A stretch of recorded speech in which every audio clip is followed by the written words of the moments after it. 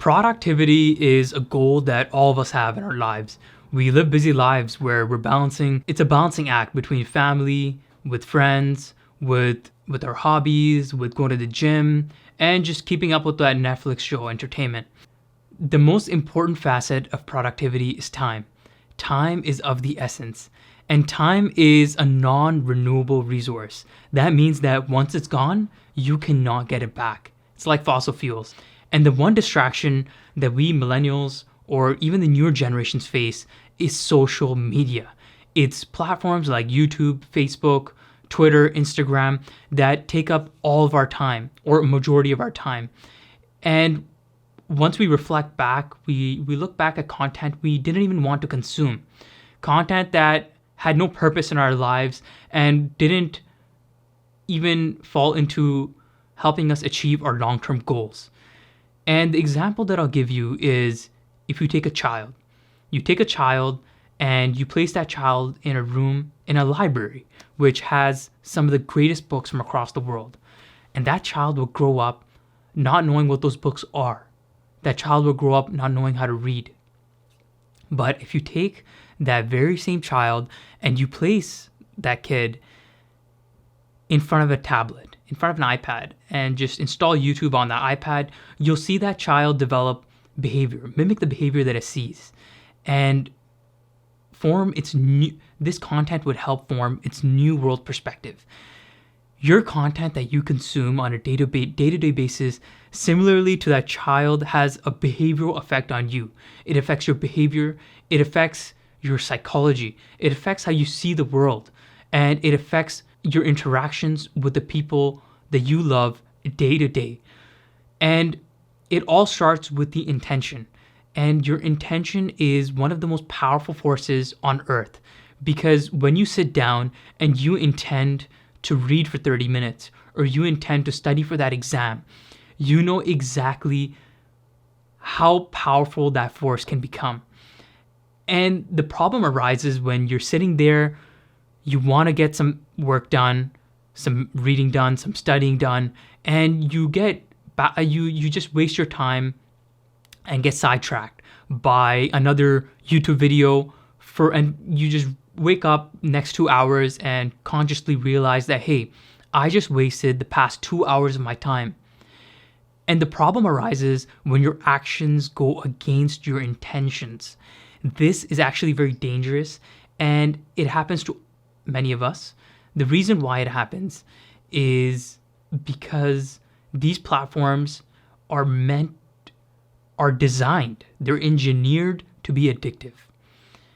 They're engineered so that you are on them in all periods of the time. Millions and millions of research dollars are pumped into these platforms to find algorithms, to find color schemes, to find different methods to keep you hooked.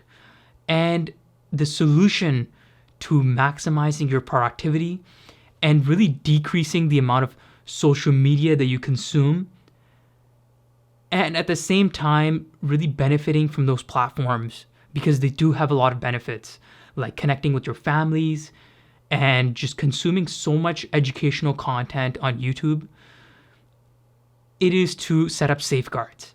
Safeguards are necessary for these platforms. And you may be asking yourself, hey, Osama, I'm not a child. I'm not 2 years old. Why do I need safeguards?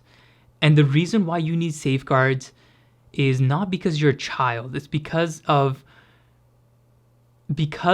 these social media platforms are not designed for your own self-interest. They're designed to maximize the amount of income or revenue that is generated by these companies.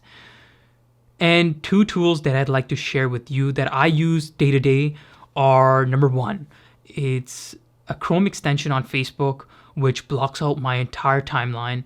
And instead of showing me my newsfeed, it blocks out my newsfeed. And instead of showing me my newsfeed, it shows me a quote from a great leader from across the world. And you know what? I learn every single day when I open up Facebook, but rather I'm more interested in using the search bar and just searching up the people's lives that I'm truly interested in, truly genuine in learning about, and not really those random posts. So I'm using that platform to the best of my ability, and really intentionally, I'm being mindful of the way I'm using Facebook. And number 2 is YouTube. YouTube has a recommendations list which shows you some of the most random videos and things that you may not even be interested in. And what I like to do is install another Chrome extension which blocks out the recommendations list. And I've tried this for the past few months, and I've seen a massive spike in the amount of time that I'm investing in the things that I love, rather than spending them on YouTube entertainment that I might not be interested in. And I'd really see myself leaning more toward the subscriptions list and seeing those subscribers or those YouTubers that I'm genuinely interested in watching their content, using their content for my long-term goals. Lastly, I'd like to end off with time. It's beautiful. We all need more time in our lives, and the way we can really utilize this resource to our best means is to see it as that, to see it as a non-renewable resource. Just simply seeing time from a perspective that, hey, this resource is limited and it will one day run out. And I need to use this time to pursue my long-term goals, my ambitions, spend time with my family, my friends, my loved ones, instead of wasting that time toward a corporation which is benefiting off my attention. And one book that really changed my direction in life when it comes to social media and mindfulness is the book by Cal Newport called Digital Minimalism. Digital Minimalism is an extraordinary book that I've attached in a link below. Also, another book is called Deep Work, also by Cal Newport. And these two books will help you realize what it means to maximize your productivity, for you to limit distractions and just live a fulfilling life.